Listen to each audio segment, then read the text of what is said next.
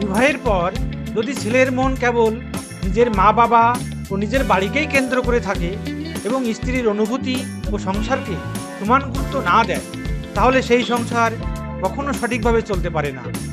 বিবাহের অর্থ এই নয় যে ছেলে তার মা বাবাকে ভুলে যাবে, কিন্তু বিবাহের ধর্ম অবশ্যই এই যে সে তার স্ত্রীকে নিজের জীবনের প্রধান সঙ্গী হিসাবে সম্মান ও মর্যাদা দেবে। যেমন একটি মেয়ে শ্বশুর শাশুড়িকে নিজের মা বাবা হিসেবে গ্রহণ করার চেষ্টা করে, তেমনই একজন ছেলেরও উচিত স্ত্রীর মা বাবাকে সম্মান করা এবং স্ত্রীর আবেগ ও দায়িত্বকে গুরুত্ব দেওয়া। যদি ছেলে শুধুমাত্র নিজের পরিবারকেই অগ্রাধিকার দেয় এবং স্ত্রীর আত্মসম্মান, স্বপ্ন ও অবস্থানকে উপেক্ষা করে, তবে সেই সংসারে ভারসাম্য নষ্ট হয়। সংসার চলে না এক পক্ষের ত্যাগে, চলে পারস্পরিক বোঝাপড়া, সম্মান ও কর্তব্যবোধে।